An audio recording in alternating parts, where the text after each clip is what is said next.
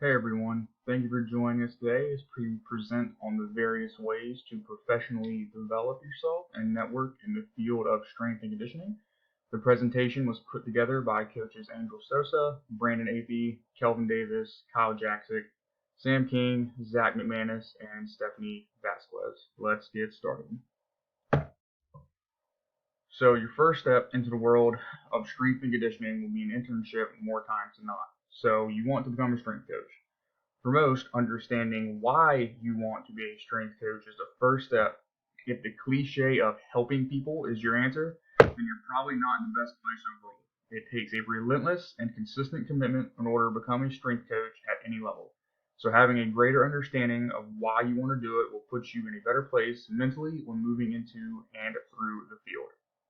Asking yourself if it is financially feasible is something that is a lot of time overlooked. You can talk to hundreds of strength coaches across the country that would tell you stories of how far they drove and how many couches they slept on or cars they napped in when they were working internships. With the state of today, where there is many great strength and conditioning coaches placed throughout the country, knowing that you can do it financially, especially if you have a significant other, is important. Having friends, family, and connections in areas that you may not be from can be helpful. Virtual internships are gaining ground and may become more prevalent in the future, so keep searching for the best fit. Knowing who you're going to work for before you get there is important. What is their passion? Where did they go to school or coach for previously? Why did they become a strength and conditioning coach? If you're going to work for coaches you've never met or seen outside of your interview, take time to Google them and see if they have any recorded presentations or websites. Cutting out that get to know you period will help you dive deeper into your internship faster. If you don't know Excel or every single type of training possible, that's okay. You're not expected to know everything. Coaches 30 years in this field are still learning. Just know your place in it all. Know what you know and know what you don't. Finally, brutally honest here. You're not guaranteed anything, and it isn't all sunshine and rainbows all the time. It takes to work to get here. Know your why at all times. Now let's talk about why you're actually working as an intern. The first step to be successful at your internship is watching and learning from the coaches closely. Learning what to do, but especially looking at what not to do, can help you grow fast. Learning from mistakes can be crucial to any coach. Start to picture yourself in the shoes of the head coach, the assistants, and even the players. How is everything being portrayed from their end? Going off of that, the best way to learn is to experience. If you don't know how to confront people, you won't be a successful coach, so experience it. If you don't know specific weightlifting movements, experience it. If you don't know how to write a program, experience it. We can go on, but you get the point. Hold your feet to the fire, toe in line, and don't be afraid of failing. We all did, again and again. Being authentic to your athletes and others is important. Although you may like a certain coach's style, you have to find your own. Players will see right through you if you're trying to act like the other coaches.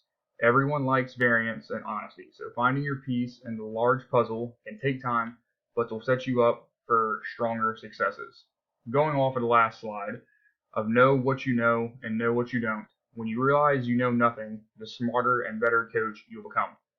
You may have beliefs, but if you resist learning from others and their beliefs, you are limiting yourself in your career and knowledge. Be a sponge of the people around you and find your aha moment. But X's and O's mean nothing if you can't apply it to your coaching. Your athletes will not care about 7 degrees and certifications, spreadsheets, and how many books you read. They care about how you are as a person and as a coach. So never lose sight of that in your career. Seeking ownership and responsibility is important daily. Own up to what you're responsible for and always seek to be responsible for more as well. If you don't have very much responsibility, you aren't being trusted by the coach. Having a hard and honest conversation could possibly set you moving in the right direction. Finally, take pride in little things. Take every day as an interview for the biggest job of your life. Start by beating the boss to work and not leave him before he does, because there is a reason why they're in that position. If you're tasked with making a peanut butter and jelly sandwich, make them the best peanut butter and jelly sandwich in the country. You don't just get to, you want to. So creating a website is a lot easier than one would expect. It doesn't take much time at all. Take about 2 to 3 hours in a day, and boom, you'll have a website up and running in no time.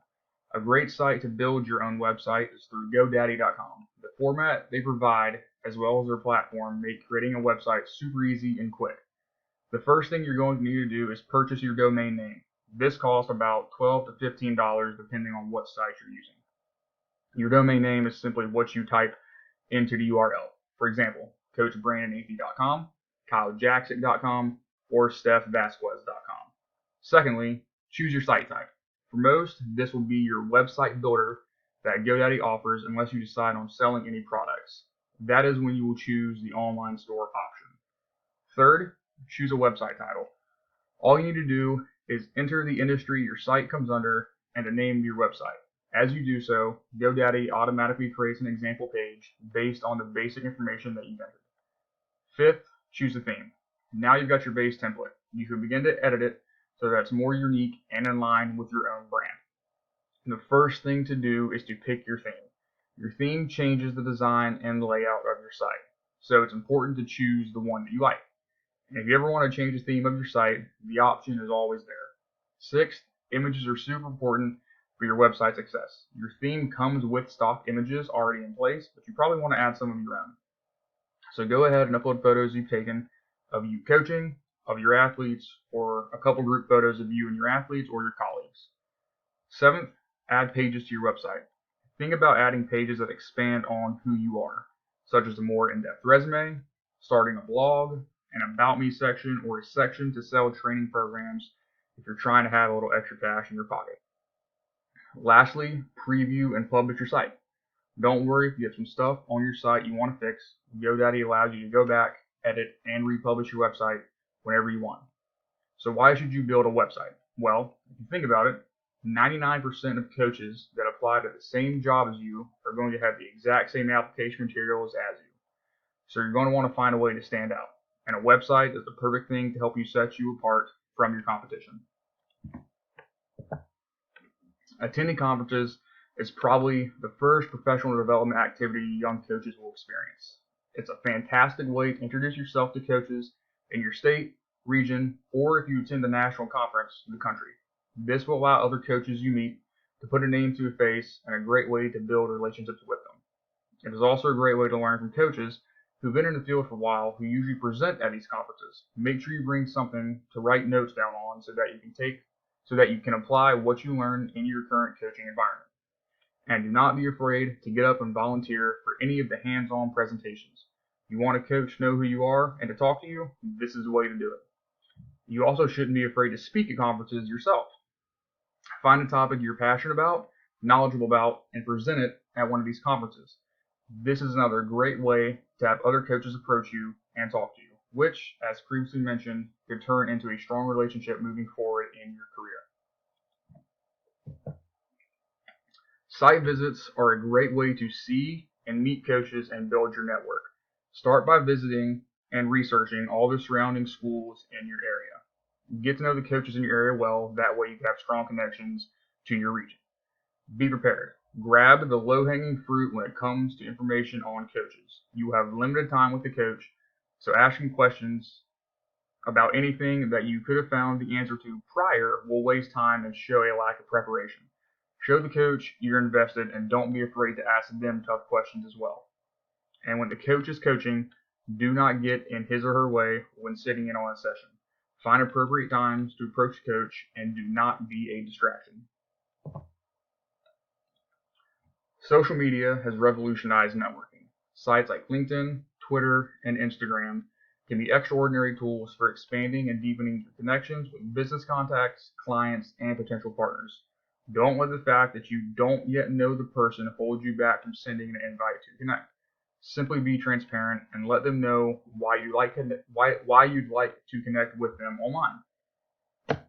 Whether you're offering your help, sending them a resource, or introducing them to one of your connections, make sure they make it about how you can help them and not how they can help you.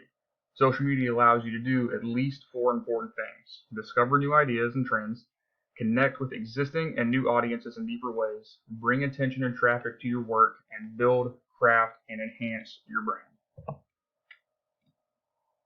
LinkedIn offers a variety of ways to expand your network by finding and connecting with relevant professionals in your industry. For us, the strength and conditioning industry. The key is to find, approach, and connect with people we already know, people we would like to know, and people we should know. Connect with people in your industry that you can see yourself working with in the future, or who could provide you with valuable insights regarding your career. You should also post your own content, showing off your expertise on a regular basis and let them know what you're really about. In today's digital landscape, authentic relationships are monumental in growing and scaling your business. As you always want to be providing value to your network, use Instagram as a platform for content, connection, and communication. In doing so, you can take your Instagram business game to the next level. By following relevant accounts, you can grow your network on Instagram. You must stay knowledgeable and up to date with conversations, trends, and news. This will help you to not only discover people who you may be interested in connecting with, but also come up with talking points to take these connections to the next level. By being proactive, such as liking, commenting, and messaging on accounts, these are all ways you can connect with companies, leaders, and influencers within the industry. Chime in on conversations happening in the comments section. Send a private message in response to a recent post that was shared. Swipe up and respond to an Instagram story with a positive message. All of these actions will start a conversation and go a long way toward making a real connection. Lastly, by tagging and searching people and places, you can make the most out of networking opportunities.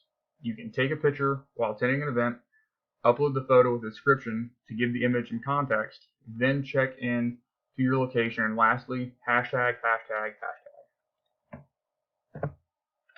In any environment, especially a strength and conditioning one, having a good relationship with others is vital.